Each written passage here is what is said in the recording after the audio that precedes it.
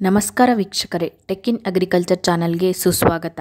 ಹೆಚ್ಚಿನ ಕೃಷಿ ಮಾಹಿತಿಗಾಗಿ ಟೆಕ್ ಇನ್ ಅಗ್ರಿಕಲ್ಚರ್ ಚಾನಲನ್ನು ಸಬ್ಸ್ಕ್ರೈಬ್ ಮಾಡಿ. ಇದು ನಿಮ್ಮ ಪ್ರಶ್ನೆ ನಮ್ಮ ಉತ್ತರ ಸಂಚಿಕೆ. ಮೊದಲನೇ ಪ್ರಶ್ನೆ, ಸ್ಪೋಡೋಪ್ಟೆರಾ ಮತ್ತು ಹೆಲಿಕೋವರ್ಪ ಕೀಟಗಳನ್ನು ಗುರುತಿಸುವುದು ಹೇಗೆ? ಸ್ಪೋಡೋಪ್ಟೆರಾ ಕೀಟವು ಮುಖ್ಯವಾಗಿ ಎಲೆ ಮತ್ತು ಸುಳಿಗಳನ್ನು ತಿನ್ನುತ್ತೆ. ಆದರೆ ಹೆಲಿಕೋವರ್ಪ ಕೀಟವನ್ನು ಜನರಲ್ ಆಗಿ ಕಾಯಿ ಕೊರಕ ಅಥವಾ ಹಣ್ಣು ಕೊರಕ ಹುಳು ಅಂತ ಕರೀತಾರೆ. ಇದು ಕಾಯಿಗಳನ್ನು ಕೊರೆಯುತ್ತೆ. ಸ್ಪೋಡೋಪ್ಟೆರಾ ಲಾರ್ವಾದ ತಲೆಯ ಮೇಲೆ ವೈ ಆಕಾರದ ಮಾರ್ಕಿಂಗ್ ಇರುತ್ತೆ. ಆದರೆ ಹೆಲಿಕೋವರ್ಪದಲ್ಲಿ ಇದು ಇರೋದಿಲ್ಲ. ಹೆಲಿಕೋವರ್ಪದ ಲಾರ್ವಾದ ಬಣ್ಣ ಹಸಿರು, ಕಂದು, ಇನ್ನೂ ಹಲವು ಬಣ್ಣಗಳಲ್ಲಿ ಇರುತ್ತೆ. ಎರಡನೇ ಪ್ರಶ್ನೆ, ಯೂರಿಯಾ ಅಥವಾ ಅಮೋನಿಯಂ ಸಲ್ಫೇಟ್ ಇದರಲ್ಲಿ ಯಾವ ಗೊಬ್ಬರ ಉತ್ತಮ? ಯೂರಿಯಾ ಗೊಬ್ಬರದಲ್ಲಿ 46% ಸಾರಜನಕ ಇರುತ್ತೆ. ಆದರೆ ಅಮೋನಿಯಂ ಸಲ್ಫೇಟ್ ಗೊಬ್ಬರದಲ್ಲಿ 21% ಸಾರಜನಕ ಮಾತ್ರ ಇರುತ್ತೆ.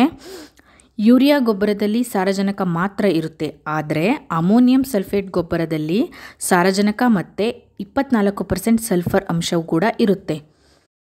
ನೀವು ಸಾರಜನಕ ಪೂರೈಸುವ ಗೊಬ್ಬರ ಹಾಕಬೇಕು ಅಂತ ಅಂದ್ಕೊಂಡ್ರೆ ಯೂರಿಯಾ ಗೊಬ್ಬರ ಉತ್ತಮ. ಅದೇ ರೀತಿ ಸಾರಜನಕ ಮತ್ತು ಸಲ್ಫರ್ ಎರಡನ್ನೂ ಪೂರೈಸಬೇಕಾದ್ರೆ ಅಮೋನಿಯಂ ಸಲ್ಫೇಟ್ ಗೊಬ್ಬರ ಉತ್ತಮ.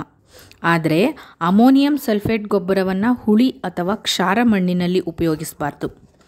ಮೂರನೇ ಪ್ರಶ್ನೆ, ಬೇಸಿಗೆ ಕಾಲದಲ್ಲಿ ಯಾವ ತರಕಾರಿಗಳನ್ನು ಬೆಳೆಯಬಹುದು? ಬೇಸಿಗೆಯಲ್ಲಿ ತರಕಾರಿ ಬೆಳೆಯುವುದಕ್ಕೆ ನೀರಾವರಿ ವ್ಯವಸ್ಥೆ ತುಂಬ ಮುಖ್ಯ ಆಗುತ್ತೆ. ಇದು ಇದ್ದಲ್ಲಿ ನೀವು ಬೀನ್ಸ್, ಕ್ಯಾರೋಟ್, ಬದನೆ, ಬೆಂಡೆ, ಮೆಣಸಿನಕಾಯಿ, ಟೊಮ್ಯಾಟೊ, ಕುಂಬಳ ಜಾತಿಯ ತರಕಾರಿಗಳನ್ನು ಬೆಳೆಯಬಹುದು.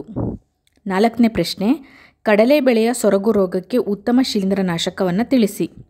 ಬಿತ್ತನೆಗೆ ಮೊದಲು ಟ್ರೈಕೋಡರ್ಮಾ ಎಂಬ ಜೈವಿಕ ರೋಗನಾಶಕವನ್ನು ಕೊಟ್ಟಿಗೆ ಗೊಬ್ಬರದ ಜೊತೆ ಮಿಕ್ಸ್ ಮಾಡಿಬಿಟ್ಟು 7 ದಿನಗಳ ಕಾಲ ನೆರಳಿನಲ್ಲಿ ಇಟ್ಟು ಭೂಮಿಗೆ ಹಾಕಬೇಕು. ನಂತರ ಟ್ರೈಕೋಡರ್ಮಾದಿಂದ ಬೀಜೋಪಚಾರ ಮಾಡಿಬಿಟ್ಟು ಬಿತ್ತನೆ ಮಾಡುವಂತಹದ್ದು ಸೂಕ್ತ. ಇದರ ಬಗ್ಗೆ ನಾವು ಡೀಟೇಲ್ ಆಗಿ ವಿಡಿಯೋವನ್ನು ಮಾಡ್ತೀವಿ. ಐದನೇ ಪ್ರಶ್ನೆ, ಟ್ರೈಕೋಲೈಮ್ ಅಂದರೆ ಏನು? ಇದು ಟ್ರೈಕೋಡರ್ಮಾದ ಒಂದು ಫಾರ್ಮುಲೇಷನ್. ಟಾಲ್ಕಮ್ ಬದಲಿಗೆ ಸುಣ್ಣವನ್ನು ಬಳಸ್ತಾರೆ.